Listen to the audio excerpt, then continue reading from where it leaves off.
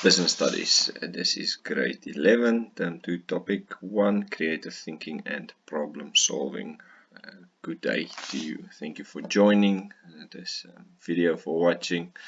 I hope you will learn something from this and be ignited by this creative way of looking at problems. We're all facing difficult circumstances right now.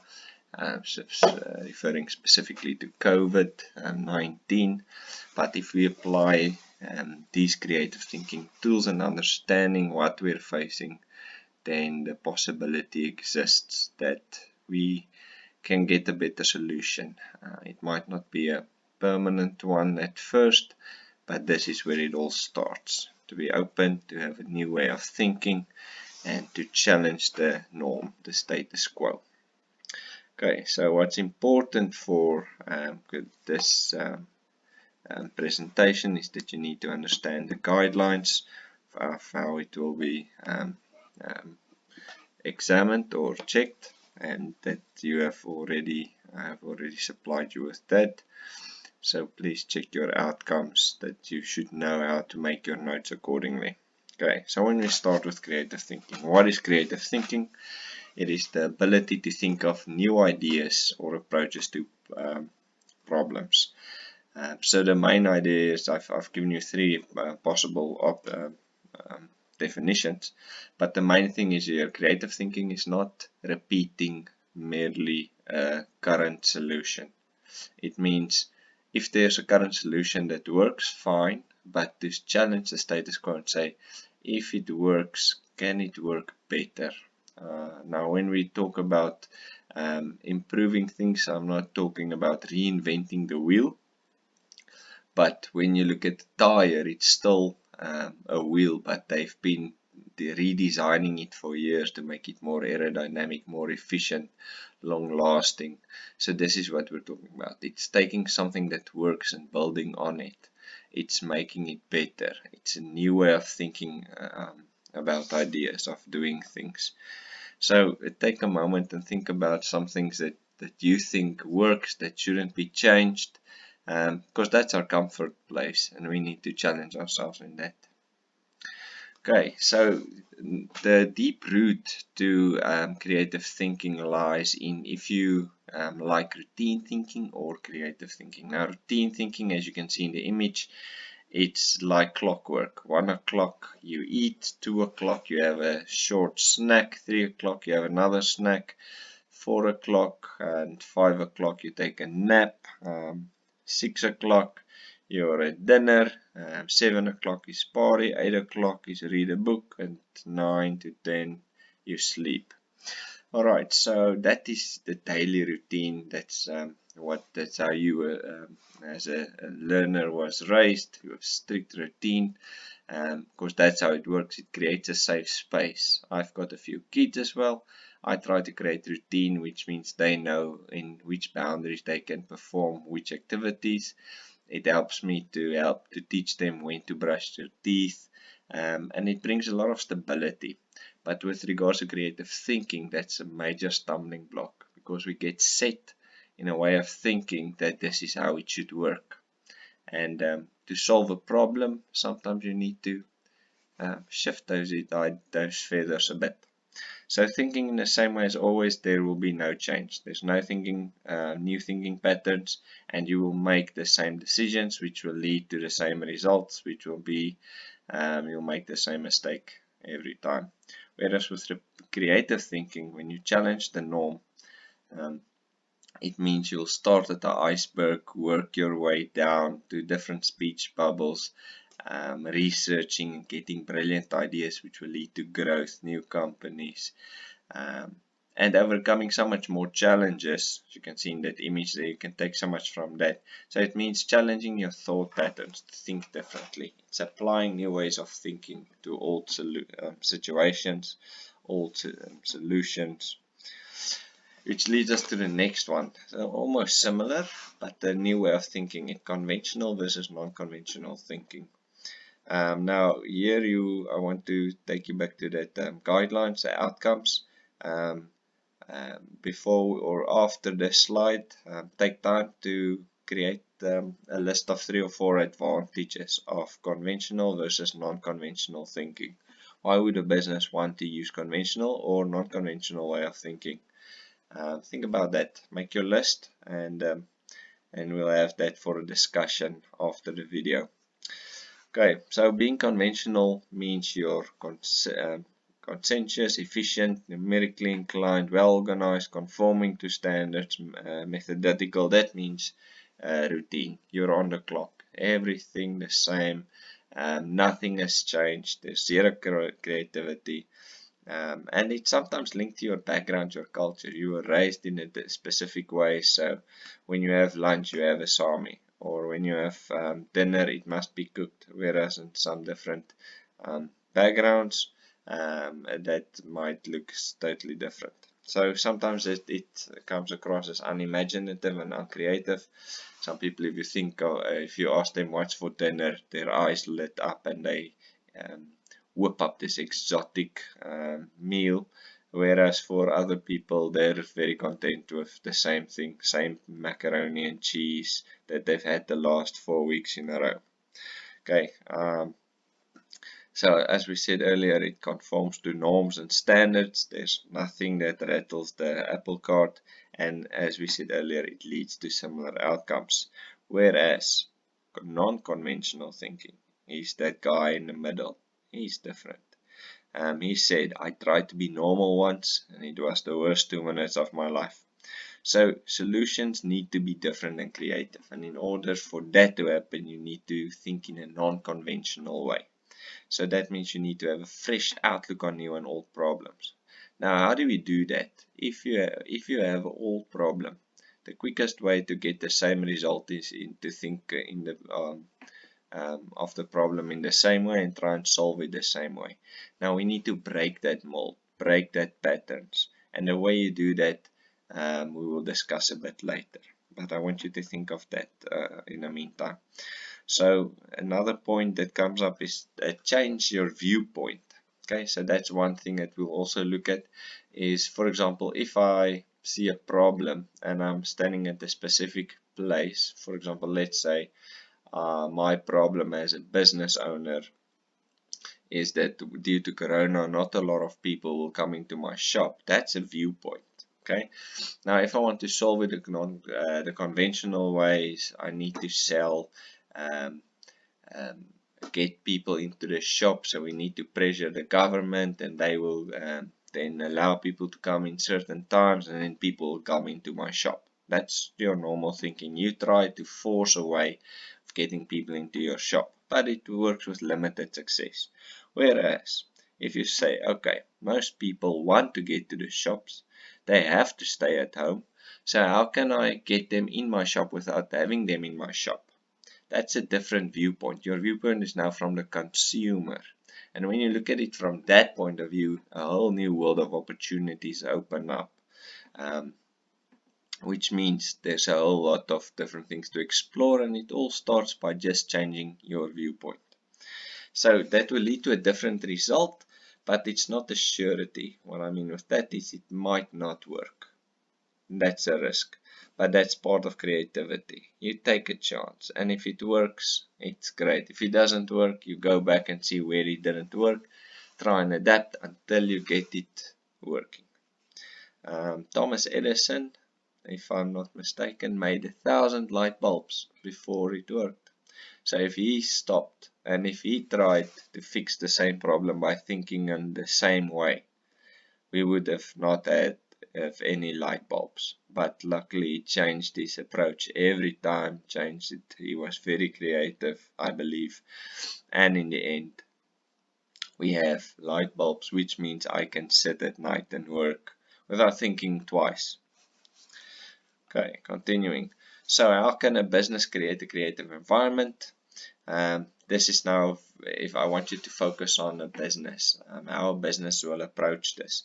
So a business must make sure that his employees, that's his biggest asset, right? They must feel safe.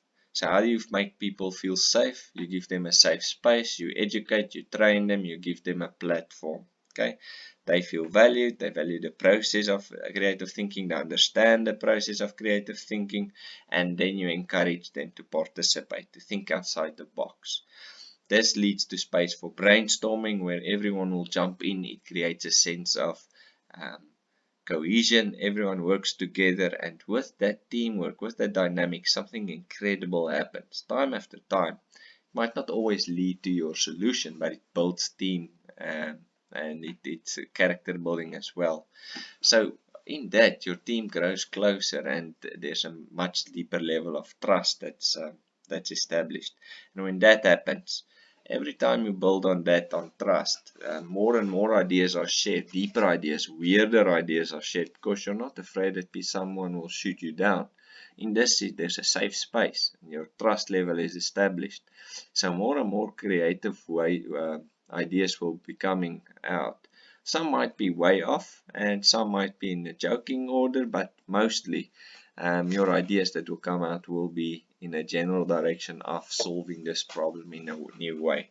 And when you've attained that, you will start seeing amazing different results. Okay, so there's another thing. You can also create a space for brainstorming later in this presentation. We're referring to Google's headquarters. You can Google that on your own time. You can Google that. They've got a creative space just for people to sit and be inspired. That is one thing that I think a lot of the local companies can learn from. We don't always have the resources, but it's something to think about. Why does Google invest in something like that? Because they believe if your viewpoint changes, something new can happen. And that's what you have to understand now. We're in a season of change, and if your viewpoint can be changed, of not looking at this COVID situation in a negative way, but seeing it from different viewpoint, there's a whole new world of opportunities that's out there. Okay, another one, change things within organization, like switching positions. This is an awesome thing that I saw once at a company while I was studying. About 10 years ago, I was doing an internship at a big company that in the agricultural industry. And what they did is, after 5 years in a specific position, if you were still with the company and their benefits were so good and their employee retention program was well thought of, so people didn't leave, but in order to keep them stimulated, they forced them every 5 years, when you're still there, you will get a new job title. So when I was there, it was a time where they shift managers around. So the sales manager had to take over the job of the marketing manager, and the marketing manager of the sales manager. An interesting thing, within 6 months, they doubled the profits because they built on the other guy's ideas. Because just of that new way of thinking. So there's a big thing that happens when you do creative things. It's a risk, but sometimes, mostly, it will pay off. So, advantages of creativity in the workplace. So I want you to make a list of 5 advantages of creativity in the workplace. Please pause this video and compile your list. I'll give you time. Okay, you've probably made your list, or if you haven't, the answers will be coming, but I would encourage you to first think creatively before just looking at the answers. Because if you didn't pause, then it means you're still thinking in a routine way, conventional way, and not out of the box, not trying to get solutions. You're just trying to get the answers, which is not creative thinking. So pause. Okay, I believe all of you have paused, so let's look at the answers, which I will post in another, I will post after a class. I was just checking to make sure that you guys did pause. Okay, problem solving. Problem solving means you're gathering facts that include problem findings and problem shaping. Now, in order to solve a problem, you need to know what to solve. Okay, let's take COVID for example. Is COVID the problem? COVID is a big problem, but is COVID the problem? How can you solve COVID? scientist says they will be working on an antidote or a cure, and it will be available only in a couple of months. So what do you do in the meantime? Is that the problem you're focusing on, or do you identify the real problem? So let's take the local businesses, for example. Will COVID or coronavirus be the problem, or will it be there's not enough people in the shops, which leads to a lack of income? You're right, it is not COVID. COVID was the cause of that problem. The problem is they don't sell enough stock. They don't get income from that, which means they can't pay their bills, which means there's less profit and a lot of stress and a lot of um, debt that's rising.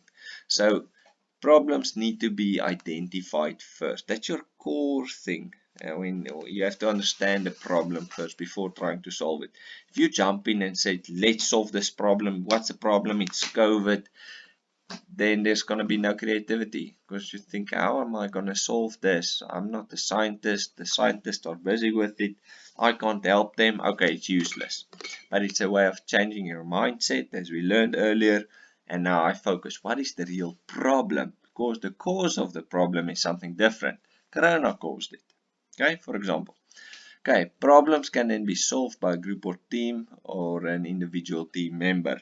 Okay, that's just a way of solving it. So the cycle that we talked about. First, you have to identify the problem. Okay, so as we said, the problem in this scenario that I just sketched was Peter built his own business. He's got a local business in a small town, and now lockdown occurred and people can't visit his shop anymore. So he still has to pay salaries, pay rent, water, electricity. Life goes on. He has to pay his mortgage on his house, his car. He gets some relief, but it's still not enough. Okay, he wants to make a profit. So he needs to identify the problem. Can he say the corona is the problem?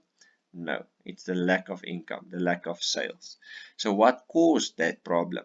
Now you can say, okay, it was corona, because corona, the government's not the problem.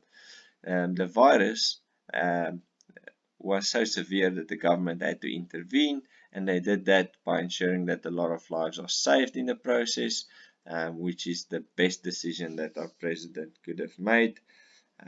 And with that, he enforced the lockdown period, which it's kind of said people can't leave their houses.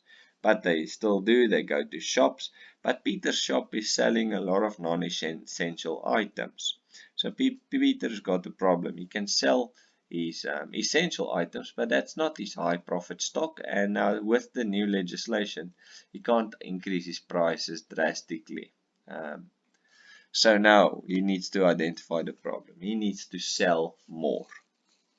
So what alternative solutions can he get? So his main problem is he can't sell more. People will come into the shop, but only little. It's not everyone will rush to his store. They will go to different stores because they want to avoid queues, avoid people. So he needs to find alternative solutions. He needs to think of how can he get people into his shop, or how can he get his products to the people at their homes. So now he's thinking on different ways. So here he identifies different solutions.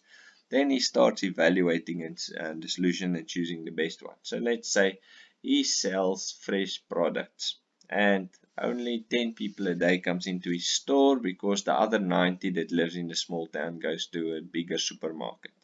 The 10 doesn't want to go to the supermarket because they still support local, or they are family members or whatever. So Peter now has got a smaller market share currently. So he evaluates it. He says, okay, I can't get more people in my shop. Promotions doesn't work. How about if I take my product to people? So I offer a delivery service at the end of the day. Customers can order, I will deliver at the end of the day, and then boom, my client share will increase. I have a bit more expenses, but I'll cover that by selling more stock. So now evaluate, okay, the second one might be the better option, let's go with that. So he'll formulate an action plan. Then he'll start, okay, how will I get this process? How will people order? People can order online, they can send an email, and do they pay on the order, or is it cash on delivery, or is it cash when they order? How, or can they order on credit? How will it work? What will ensure that more people will buy? Okay, then he formulates an action plan. How will he deliver? When will he deliver? He thinks of all the different aspects. Now he implements it. He creates a business plan, he implements it, he runs a trial, a test run. He tells family members he can do that. They start ordering online. He he borrows a scooter from a friend, disinfects it, and then he starts making essential good deliveries. And then he sees, you know what, that's not too bad, and I can lock my business during those specific times, and I can reach a lot more people. And then he monitors that. He sees there's a lot of marketing that happens. People see and they ask questions on social media on who's the guy delivering things. He starts marketing on social media. And in the end, when he evaluates it, he sees that was the better strategy. Now, if it's sustainable, he needs to see it when he implements it fully. Okay, but that's the way of solving a problem. Okay, so there's 3 different techniques when it comes to problem solving. The Delphi technique, the force field technique, and working together to solve problems. So the first one is the Delphi technique. So this one involves the help of experts.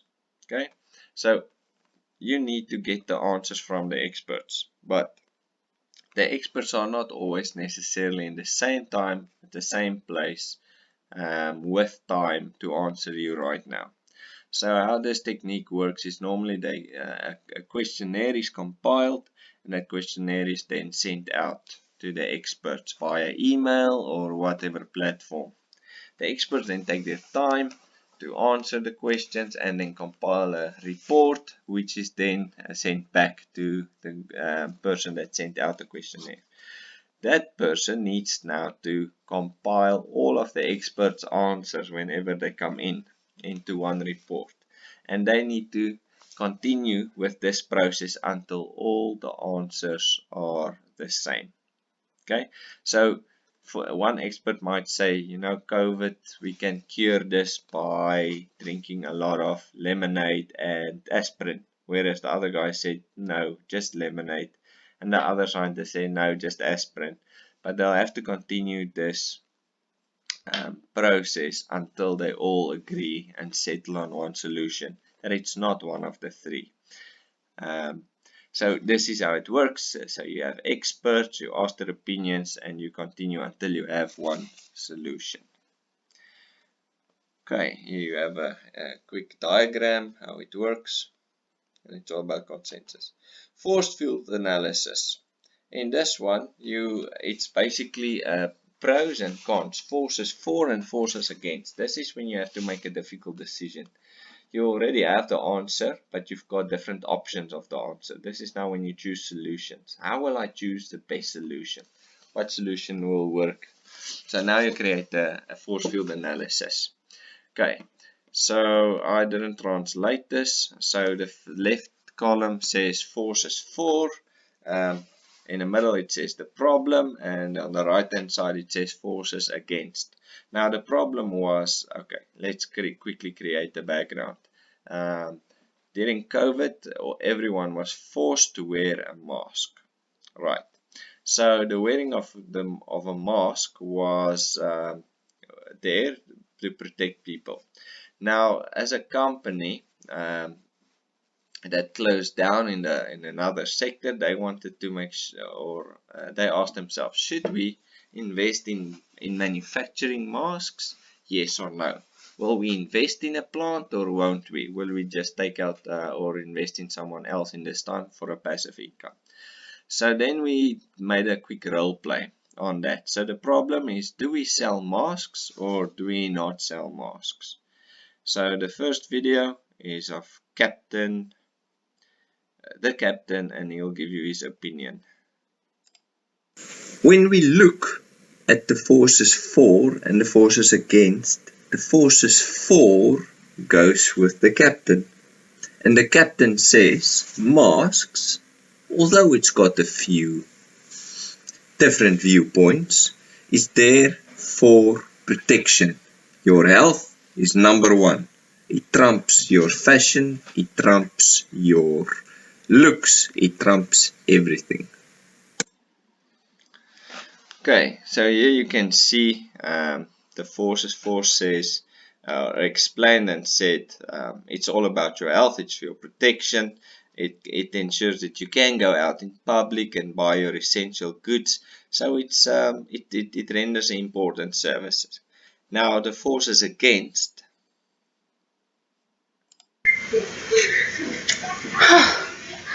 A reason why people will not buy masks. Firstly, I can't breathe. Second of all, dit gee vir my bakore. And lastly, this is not fashionable. Who will wear it? So if we look at the different alternatives, you'll see there's a few forces that goes against and the forces that goes for the sales of the masks, or if I want to invest. So this company has to choose, will they invest, will they sell the mask or not. So these are the considerations they had to take into account. And if they weigh it according to specific waypoints, they'll allocate points and say, you know, the forces says it's for our protection, for our health, and it ensures that we can go out and buy our groceries. That outweigh any fashion, it outweigh any discomfort that it might cause, and it plainly outweighs the fact that you can't breathe, because you can breathe, although just a little bit shallower for a little while. So that's how they'll make a decision. Okay, so with regards to that, the solving strategies that you can use is the SWOT analysis to create a strength, weakness, opportunities, and threats. You can do a pestle analysis, which is your political, economical, social, and technological factors. We'll do that. We'll cover that in grade 12. And lastly is to solve problems. If you can think of different ways to work together, you can go through the answers a bit on your own. And lastly is the think tank brainstorming. Now this is one of my favorite ways of solving a problem. This is what I talked about earlier. When people pitch in, when there's a level of trust, everyone can offer their idea. It's not criticized, and one idea can lead to another that might lead to the solution. Okay, and at the top you'll see the link to the space at Google. So at your own time, you're welcome to watch that. So thank you for tuning in, and we'll see you next time. And for those in the class, your homework is activity 1 on topic 1, page 62 to 63.